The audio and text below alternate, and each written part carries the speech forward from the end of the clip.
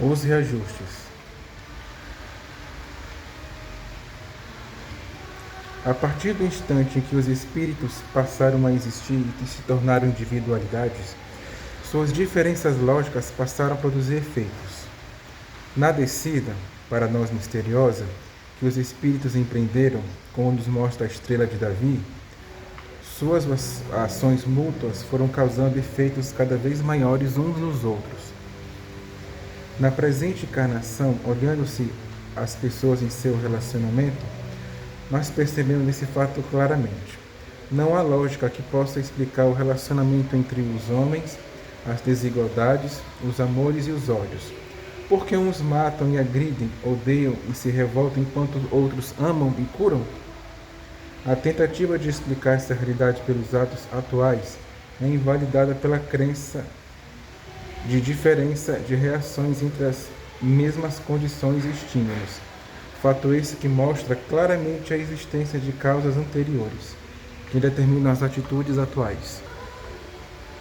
Ora, se os espíritos tendem a voltar a Deus, conforme nos mostra o triângulo ascendente da estrela de Davi, eles terão que acertar suas diferenças e emparelhar suas individualidades a um ponto comum de referência.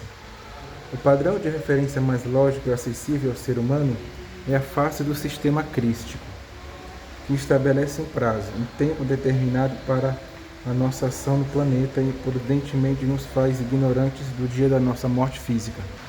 Para chegarmos à paz interior, sinônimo de Deus, nós temos que nos reajustar com tudo que nos cerca, começando naturalmente pelo que nos é mais próximo, mais intenso, de experiência mais imediata. E assim nós vamos encontrando nas pessoas e nas coisas que nos cercam os efeitos das ações que fizemos através dos tempos. Primeiro encontramos a nós mesmos quando tomamos consciência dessa nossa situação. Se somos pobres ou ricos, bonitos ou feios, alegres ou tristes, nascemos numa parte boa ou má do planeta, temos bons ou maus progenitores, etc. Esse é o primeiro e mais difícil reajuste. Ao chegarmos ao entendimento, à consciência plena de nossa situação, quando o que moldamos já é irreversível no tempo e no espaço, somos geralmente tomados de um profundo senso de injustiça e às vezes de revolta. Nesse ponto, nos encontramos diante do primeiro grande dilema de nossas vidas. Alguns chegam a isso em tenra idade, outros já mais velhos, mas todos os seres humanos dessa terra chegam a esse ponto. Você que está assistindo esse vídeo tem que ser o juiz e decidir se essa afirmativa faz sentido ou não. A partir daí começa o nosso reajuste, a retomada da trajetória de nosso espírito, o aparecimento das dívidas e dos créditos adquiridos em outras encarnações. Esses compromissos do passado são representados por credores ou devedores, que tanto podem ser encarnados ou desencarnados, gente ou espírito. Na experiência vivida nos tempos do amanhecer, tanto no trato com as milhares de pessoas atendidas como nas instruções doutrinárias, conclui-se que a estrutura da vida global do homem está no plano de reajuste para cada encarnação. O espírito, para reencarnar, estuda, junto com seus mentores, um plano de trabalho através do qual poderá conseguir certa dosagem de evolução, se cumprir, é claro, o plano traçado. Naturalmente, ele poderá cumpri-lo ou não, uma vez que seu livre-arbítrio é respeitado em todos os planos, inclusive na escolha de sua encarnação. Caro médium desta corrente, nesse ponto de nosso manual, faremos essa pequena pausa e retornaremos ao assunto dos reajustes, por ele ser fundamental para a compreensão da doutrina do amanhecer. É o reajuste ponto crítico, que decide o resultado positivo ou negativo de uma encarnação, e é ele também a principal razão da busca religiosa.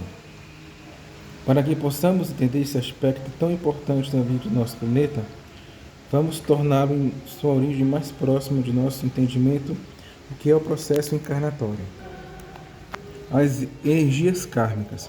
Para que um espírito possa ocupar um corpo físico e sua respectiva alma, e com isso se formar um ser humano, entram em jogo múltiplos fatores, alguns dos quais podem ser analisados e compreendidos pela visão científica da vida. Dois seres humanos se complementam e dão origem a um terceiro. Ambos são portadores de fatores genéticos e da combinação dos genes fica estabelecida a estrutura fundamental do novo ser. A partir desse ponto forma-se o feto, cujo sistema nervoso e cérebro espinhal se completam entre o segundo e o terceiro mês da gestação. No terceiro mês, o espírito passa a habitar naquele corpo. Todo o processo está compreendido nas leis que regem os planos físicos e seus complementares etéricos e astros do planeta, até o momento do espírito aderir ao corpo. Para que isso aconteça, entra em jogo um fator extraterreno ou hiperetérico chamado fagulha divina átomo crístico.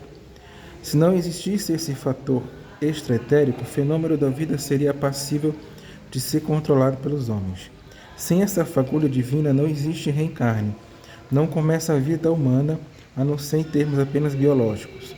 Por isso, o ser humano criado em laboratório será apenas um sonho mau, uma pretensão humana sem propósito. O sistema crístico na Terra foi organizado para os espíritos em transição, e fora dele é impossível, pelo menos até onde alcança a visão espiritual da doutrina do amanhecer, o reencarne dos espíritos. A fagulha divina é uma energia que mantém a aderência do espírito ao corpo através do perispírito. No término da jornada, o espírito volta ao plano alcançado, a dimensão que conquistou. A energia da fagulha divina, impregnada pelas características da vida que foi vivida por aquele ser humano, fica na Terra, geralmente junto ao local onde o corpo é desintegrado, não importando qual o processo, se enterramento, dissolução, cremação, etc. A partir desse ponto, a fagulha divina se transformou em energia kármica e permanece nas proximidades onde o corpo ficou depois do desencarne. Ela irá passar por transformações lentas, em termos de localização, intensidade e mobilidade, dependendo de como o espírito que a deixou segue sua evolução. O sucesso ou insucesso de uma encarnação depende muito da maneira como o espírito manipula as energias kármicas.